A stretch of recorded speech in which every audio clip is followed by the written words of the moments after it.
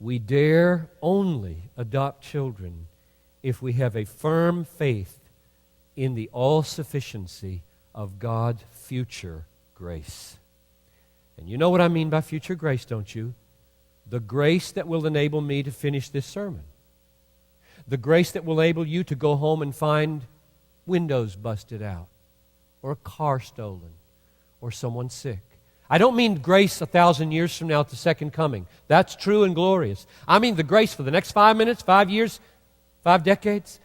We must be sure my God lives, and there will not be a morning's challenge in which there are not fresh mercies for every crisis that my fatherhood brings. Oh, how many over the years I have talked to. I don't even know if I should have children in this world. Iraq, Islam, terrorism. I don't even know if I should have children. You know what? The world cuts its losses by having no children or just a little one or two. The world cuts its losses. And we may rejoice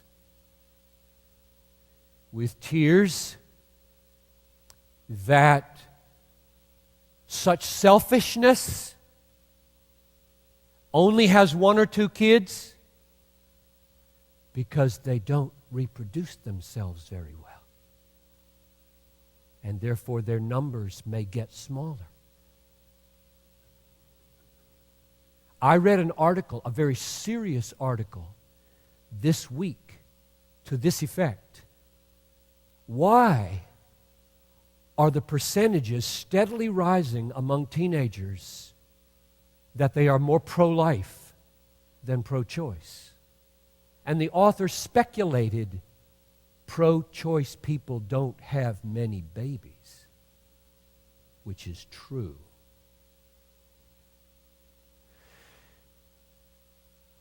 I said with tears we rejoice that they don't have many. Would that rather eyes would be open and they would see that the grace of God in a world that will never be a perfect place to have kids.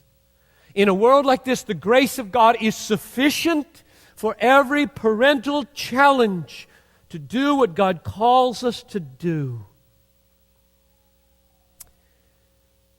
Perhaps the best way I can illustrate the role of future grace is to close by reading a letter that I wrote to Noel. Only part of it was a very long letter. I wrote this November 6, 1995. I was 50. Talitha was born October 11. So do the math. She's now about a month old. We've never seen her. And a phone call comes that she's available, and it was not on my radar screen to adopt a baby. And so for 10 days, there was a mighty searching of soul. And on November 6 at 11:12 p.m., the line was crossed in my heart.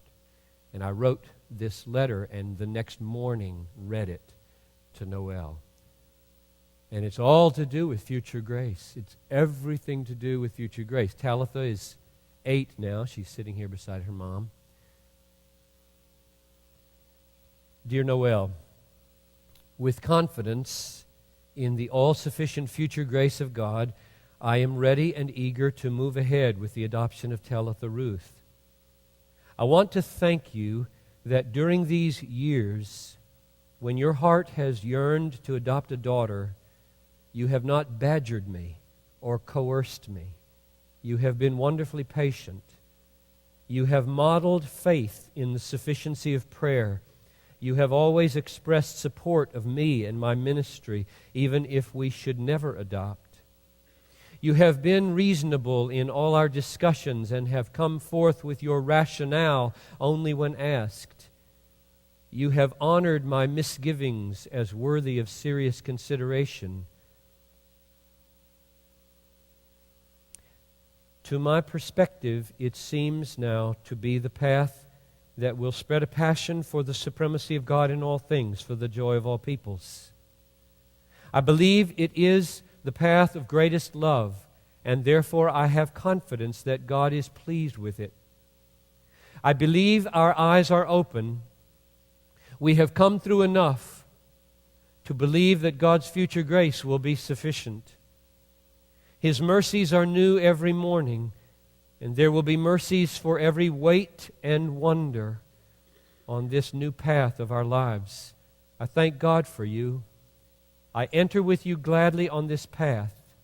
Whether we live to see our daughter grown or not, we will have done well to take her in.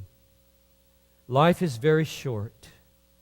Whether 12 hours like Ashley Hope, or 50 years like me, or 76 years like my father, or 94 years like Crystal Anderson, what matters is not that we do all we might have done or all we dreamed of doing, but that while we live by faith in future grace and walk in the path of love. The times are in God's hands, not ours. With this common conviction, we will, God willing, embrace our new daughter and give ourselves with all the might that God inspires in us to love her into the kingdom. May the Lord establish the plans of our hearts and bring Talitha Ruth and the future husband God already knows. Whenever I pray that, it gets a giggle. Start that sentence over again. May the Lord establish the plans of our hearts and bring Talitha Ruth and the future husband God already knows into deep and lasting fellowship with Christ.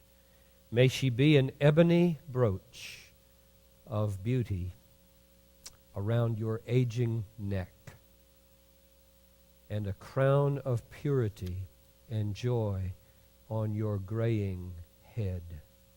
I love you, Johnny.